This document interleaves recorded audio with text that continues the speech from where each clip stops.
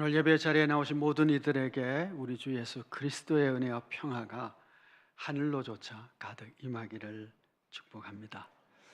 또 오늘 힘찬 찬송 이렇게 찬양해 주셔서 하나님의 기쁨이 된 줄 믿습니다.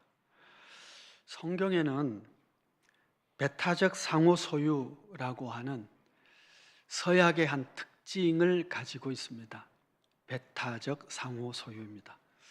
하나님과 이스라엘 사이에 서로 계약을 맺어 언약 관계라고 그럽니다. 하나님은 그들의 하나님이 되고 그들은 하나님의 백성이 되는데 배타적으로 다른 신을 섬길 수 없이 하나님만 나의 하나님입니다. 또 이스라엘만 나의 제사장 민족이다 라고 하는 배타적인 상호 소유를 내용으로 하고 있다는 것이죠. 이것은 결혼 서약에도 똑같은 내용이 들어있게 됩니다.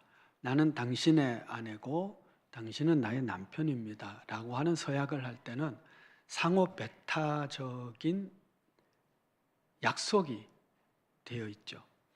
그래서 나의 남편은 나만의 남편이고 나의 아내는 나만의 아내여야 합니다. 이것이 깨어져서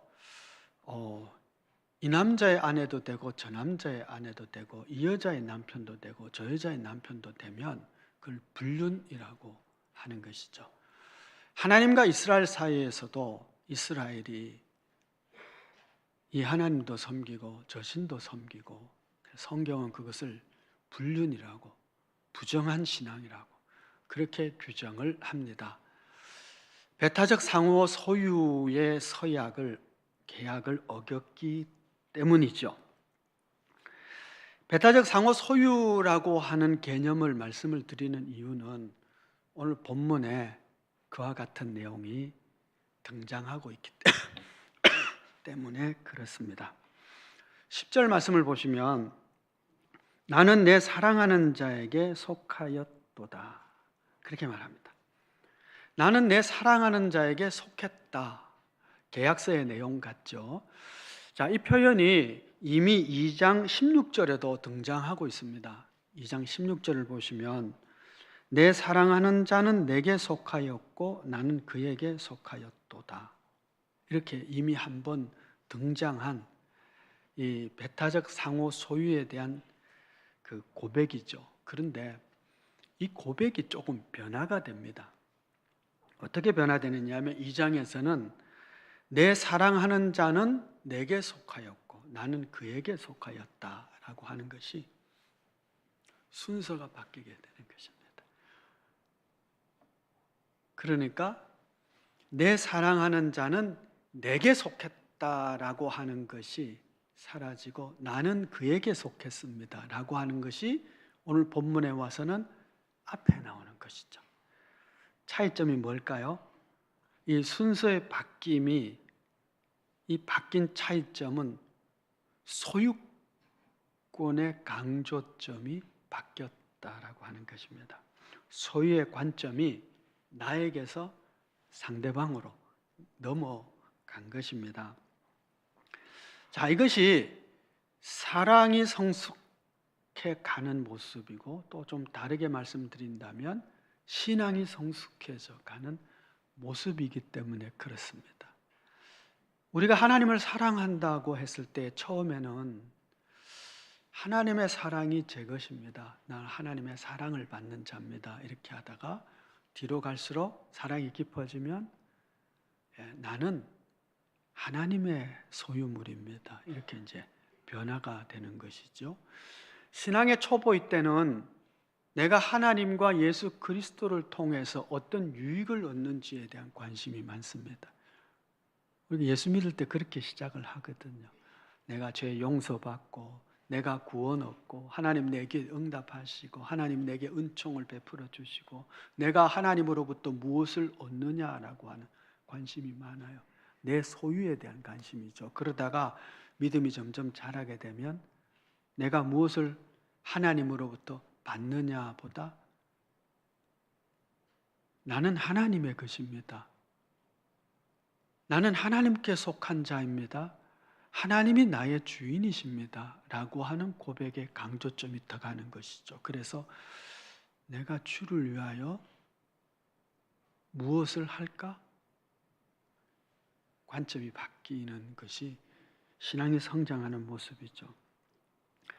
자, 우리는 이 말씀을, 로마서에 있는 말씀을 참 좋아합니다. 하나님을 사랑하는 자, 곧 그 뜻대로 부르심을 입은 자들에게는 어떻게 된다고요? 모든 것이 합력하여 선을 이룬다.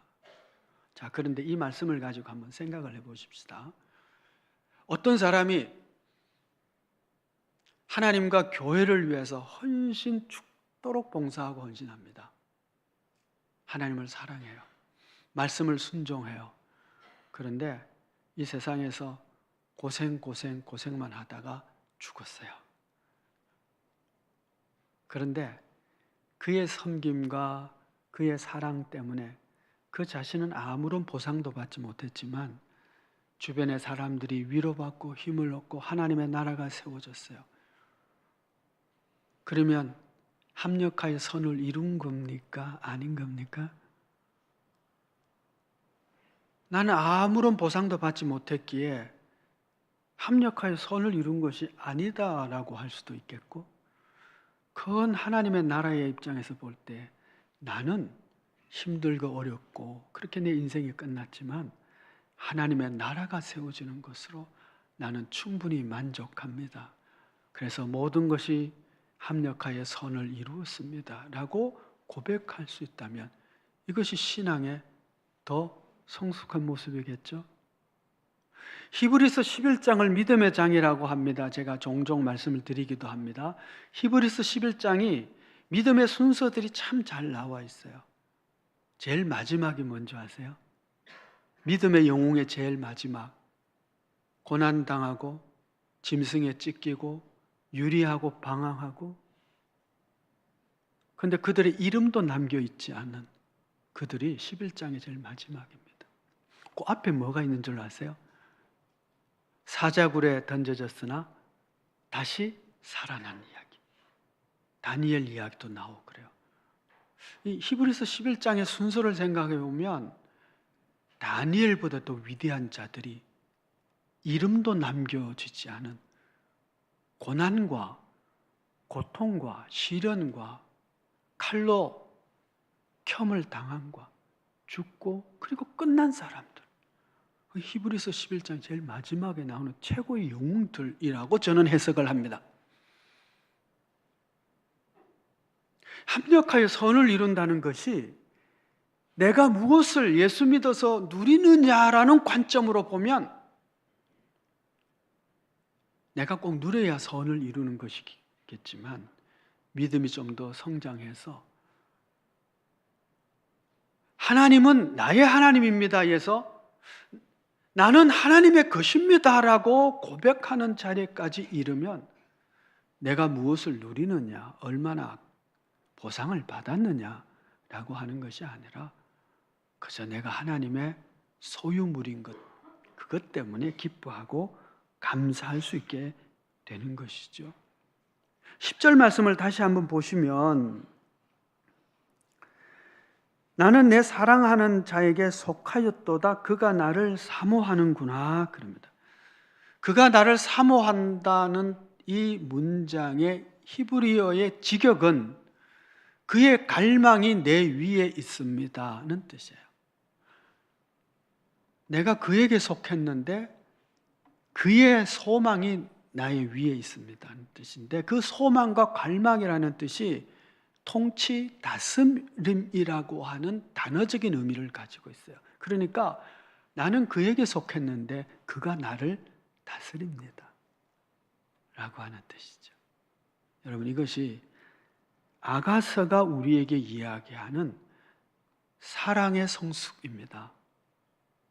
처음의 사랑은 이 술람미가 솔로몬으로부터 받는 사랑에 기뻐하고 취하고 그 사랑을 기뻐하다가 점차 이 사랑이 관점이 바뀌기 시작해서 이제는 내가 당신에게 속해 있고 당신이 나를 다스리는 것으로 저는 충분히 기뻐합니다라고 고백하는 것으로 사랑이 변화되어 가고 있는 것이죠. 우리의 주님을 향한 사랑이 내가 예수님 때문에 무엇을 얼마나 누리느냐에서 점차 내가 주님의 것이 되어서 주님이 너는 내 것이다 하는 것으로 만족하고 그것만으로도 충분히 기뻐할 수 있는 자리까지 나아갈 수 있는 그런 우리의 믿음과 우리의 신앙과 주님을 향한 우리의 사랑이 되어질 수 있게 되기를 축복합니다. 오늘 본문에 자주 나오는 계속 등장하는 단어가 내 사랑하는 자입니다. 11절 말씀을 보시면 내 사랑하는 자야 우리가 함께 가자 그럽니다. 술람미가 솔로몬에게 함께 가자고 말하는 거예요. 어디로 가자고 그럴까요? 11절에는 들로 그리고 시골 동네로 가자 그럽니다. 12절에서는 그곳에 포도원이 있고 포도꽃이 피었는지 뭐 꽃술이 피었는지 석류꽃이 피었는지 들판으로 가는 것이죠. 13절에는 합판채 향기가 흩날리고 문 앞에는 여러 가지 귀한 열매가 장식되어 있는 곳으로 가자 그럽니다. 이런 곳에 가자는 거예요. 가자는 목적이 뭐죠? 12절 보니까 내 사랑을 내게 주리라 그럽니다. 내 사랑을 내게 주기 위해서 우리가 함께 갑시다 라고 하는 거예요. 함께 갈 곳을 이 술람미가 준비해 두고 있습니다. 아마 숙소도 미리 예약을 해놓은 것 같습니다. 그 주변에 포도원이 있고 석류가 꽃이 피는 곳으로, 그리고 그 집에는 합판채 향기가 흩날리도록 준비를 해놨고요. 거기는 귀한 과일들도 신선한 것으로 묵은 것으로 준비해 놓고 있는, 준비해 놓고 내 사랑을 당신에게 주겠으니 함께 갑시다 라고 하는 거예요. 자, 이 아가서에서 우리에게 가르쳐주는 이 사랑은 어떤 사랑이냐 하면 준비된 사랑이에요. 이렇게 준비해 놓고 이제 갑시다 하는 거예요. 처음에는 막 받는 사랑에서 이제는 내가 당신에게 속했는데 당신과 함께 있기를 원하는데 내가 이렇게 준비했으니 갑시다. 준비하는 사랑, 준비된 사랑이죠. 어떤 면에서는 준비되지 않은 사랑은 거짓이다 이렇게 얘기해요. 여러분 마찬가지잖아요. 사랑하는 사람을, 정말 마음으로 사랑하는 사람을 어디에? 내 집에 어느 처소에 초청을 했다고, 함께 갑시다 라고 할 때는 준비가 되어 있어야죠. 그렇죠? 어딘가 가자고 할 때는, 우리가 함께 내 사랑을 당신에게 주겠습니다 할 때는 준비된 곳으로 가자고 하는 것이죠. 그러면 우리가 우리의 사랑하는 주님을 모시기 위해서 우리가 예배의 처소에 나와서 하나님께 예배를 드리면 이곳에 주님이 오셔야 되는데, 주님, 저희가 이렇게 예배했습니다, 준비했습니다, 이곳에 오셔서 우리 예배를 받아주십시오, 우리의 가정에 오십시오, 나와 함께 하십시다 라고 할 때는 우리가 준비되어 있어야 돼요. 뭐가 준비되어 있어야 될까요? 첫 번째는 갈망입니다. 당신과 함께 하기를 원합니다는 간절한 갈망이 우리의 첫 번째 준비예요. 그럼 다니엘 기도회 중인데, 다니엘 기도회 찬양에 참 자주 찬양에 나오는 그 찬양 중에 하나가 주는 완전합니다라는 찬양인데, 부를 때마다 은혜가 돼요. 가사가 이렇습니다. 주여 우리 연약합니다. 우린 오늘을 힘겨워합니다.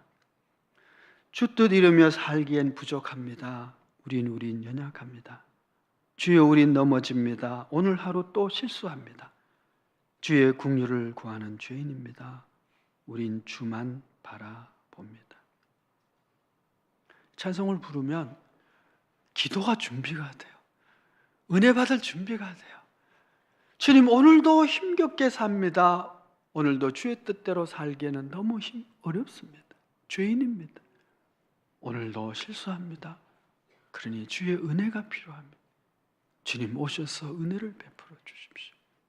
갈망하는 이 찬송이 기도를 준비하게 하고 은혜 받는 것을 준비하게 하는 그런 찬송입니다. 누가복음 7장 36절 이하를 보면 주님이 한 바리새인의 초대를 받아서 그 집에 들어갑니다. 그 동네에 죄인인 한 여자가 와서 눈물로 주님의 발을 씻으시고 그 발에 입을 맞추고 향유값을 깨트려서 붓습니다. 그러자 이 바리새인이 마음이 상당히 불편합니다. 그러자 그 바리새인에게 주님이 이렇게 말을 합니다. 그 여자를 돌아보며 시몬에게 이르시되 이 여자를 보느냐? 내가 네 집에 들어올 때 너는 내게 발 씻을 물도 주지 아니하였으되 이 여자는 눈물로 내 발을 적시고 그 머리털로 닦았으며 너는 내게 입 맞추지 아니하였으되 그는 내가 들어올 때로부터 내 발에 입 맞추기를 그치지 아니하였으며 너는 내 머리에 감람류도 붓지 아니하였으되 그는 향유를 내 발에 부었느니라. 이러므로 내가 네게 말하노니 그의 많은 죄가 사하여 졌도다. 이는 그의 사랑함이 많음이라. 사함을 받은 일이 적은 자는 적게 사랑하느니라. 여러분, 주님을 식사에 초대한 이 바리새인은 최소한의 예의입니다. 당시에 샌들을 신고 먼지 나는 길을 다니기 때문에 발 씻을 물을 주는 것은 최소한의 예인데 그것도 안 했습니다.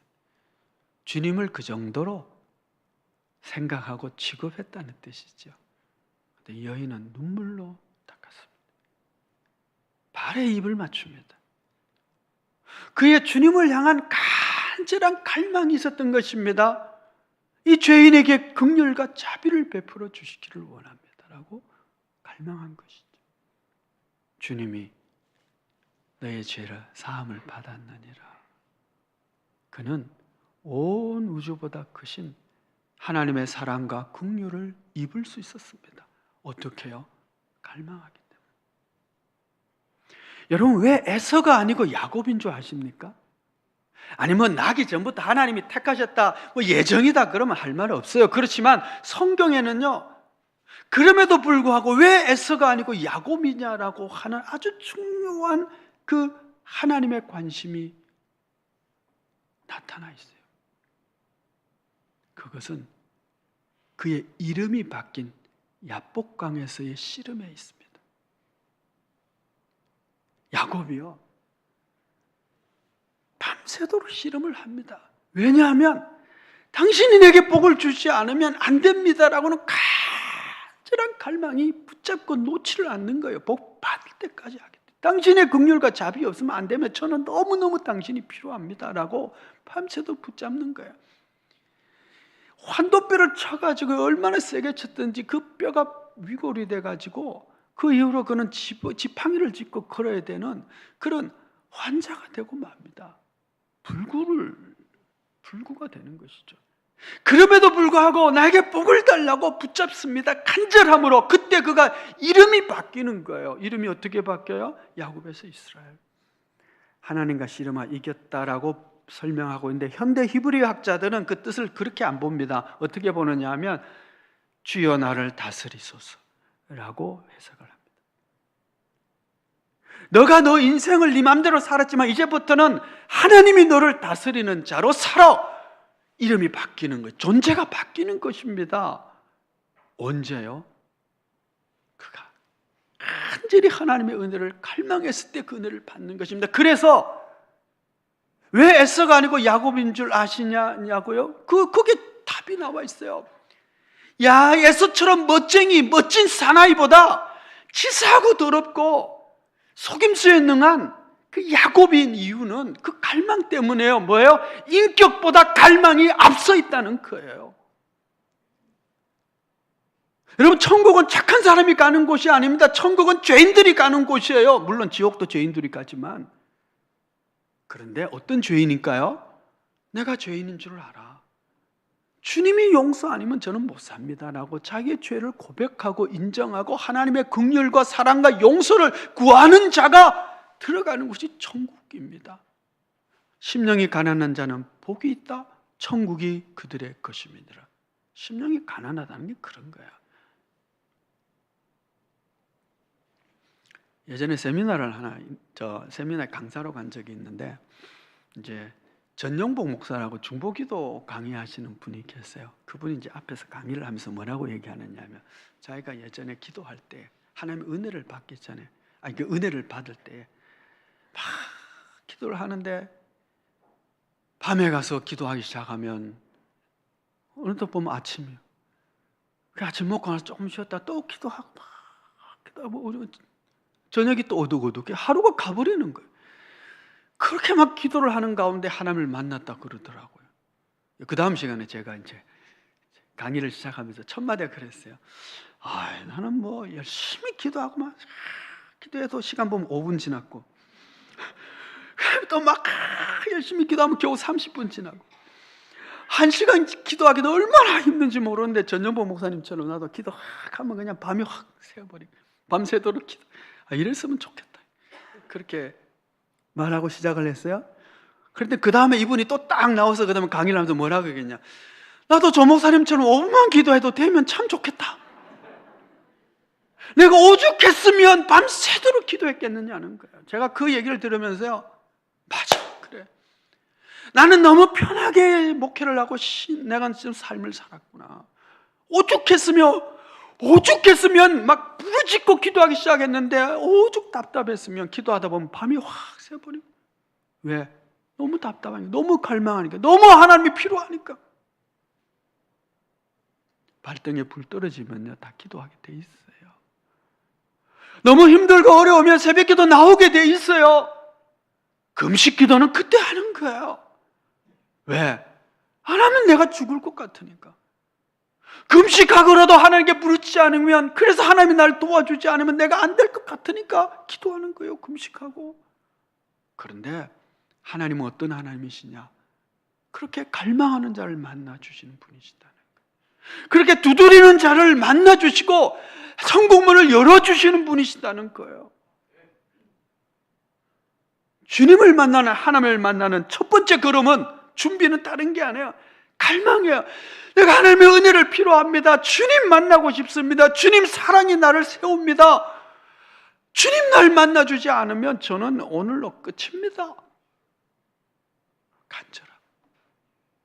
첫 번째. 그게 우리의 준비입니다. 주님과 함께하기 위해.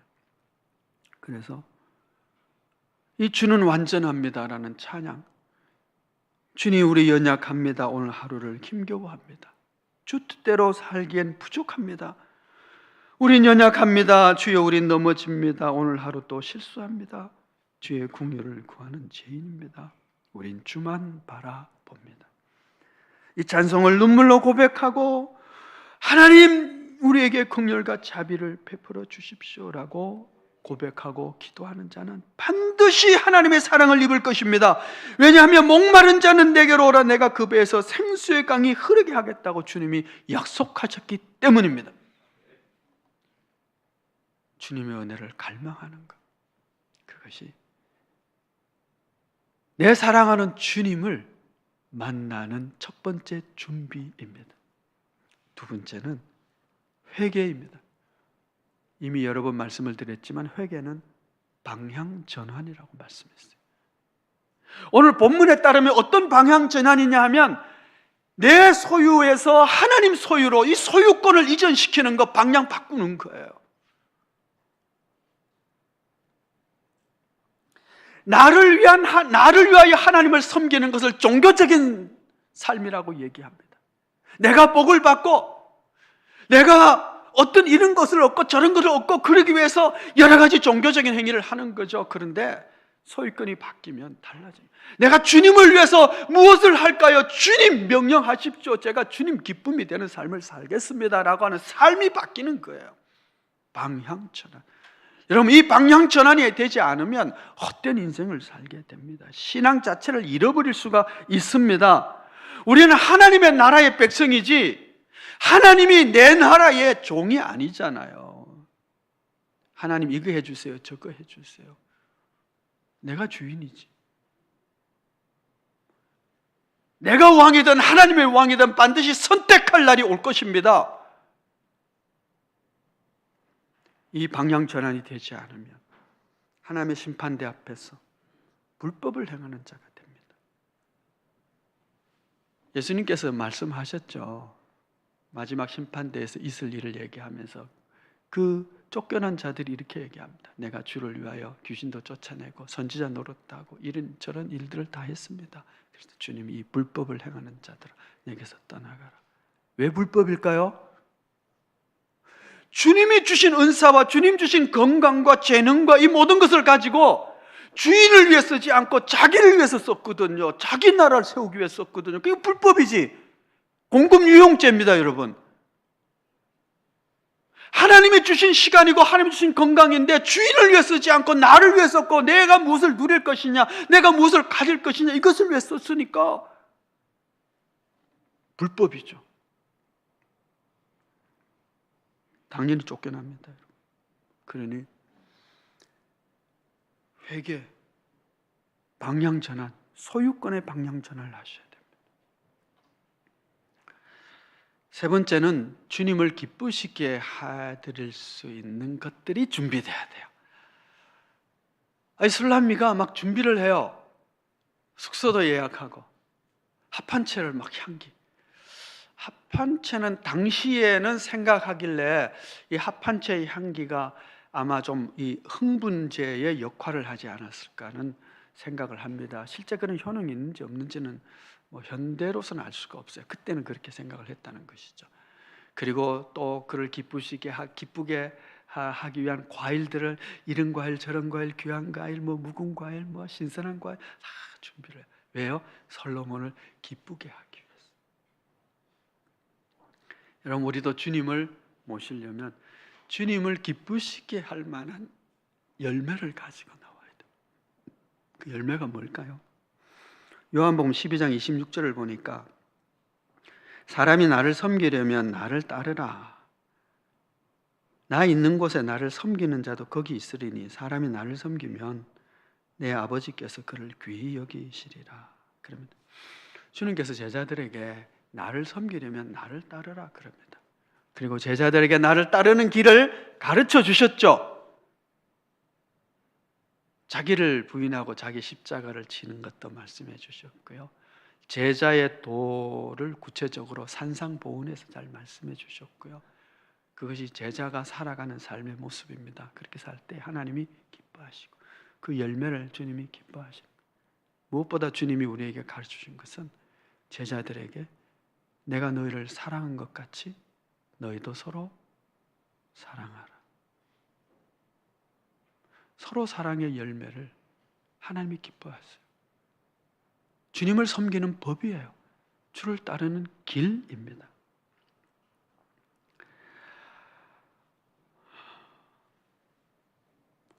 서로 사랑하는 것이 최고의 가치가 되어야 될 가정이 부부가 사랑보다 다른 가치가 우선되면 가정에 위기가 옵니다. 서로 사랑하는 것보다 돈이 우선된다든지 서로 사랑하는 것보다 일이 우선이 된다든지 서로 사랑하는 것보다 자녀 성적이 우선이 된다든지 그럼 위기가 오는 거예요. 사랑이 최고의 가치예요. 그럼 교회도 마찬가지. 그 어떤 것보다 서로 사랑하는 것이 최고의 가치예요. 오늘 성가대가 귀한 찬송을 해주셨는데 찬양을 너무 잘하고 싶어서 연습을 하는데 연습을 하다 보니까 좀 못하는 사람도 있고 실력이 모자란 사람도 있으니까 확 소리를 지르면서 사랑이 깨져버려. 사랑을 깨트리면서까지 더 좋은 찬양을 할 이유가 전혀 없습니다. 음정 틀려도 괜찮습니다. 박자 틀려도 괜찮습니다. 그러나 우리의 성가대 최고의 가치는 서로 사랑함으로 하나 되어 하나님께 찬양하는 것이 되어야 된다는 거예요. 서로 사랑함이 사라지면 그리스도를 따르는 제자가 아니기에 거기에는 주님이 떠납니다.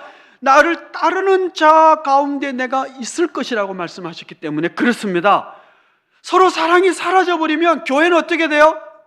주님이 떠나고 주님이 떠나면 마귀가 득세하게 되고요, 마귀의 놀이터가 되고 맙니다. 교회가 마귀 놀이터가 되면 안 되죠. 교회는 주님이 계셔야 되고, 주님이 계시려면 주님이 기뻐하시는 열매로 채워져 있어야 돼요. 우리는 주님을 맞이하고 주님과 함께 하기 위한, 주님과 함께 걷기 위한 준비가 되어 있어서 그 주님과 함께하는, 그렇게 주님과 함께하면 내 아버지가 그를 귀히 여기시리라 그랬습니다. 주님과 함께 있는 교회, 주님과 함께 있는 가정, 하나님이 귀하게 여기시는 가정입니다. 교회입니다. 그러면 어떻게 해야 된다고요? 주님의 은혜를 갈망하는 것이 첫째입니다. 그 주님의 은혜를 갈망하며 주님이 나의 주인이시기 때문에, 그렇죠?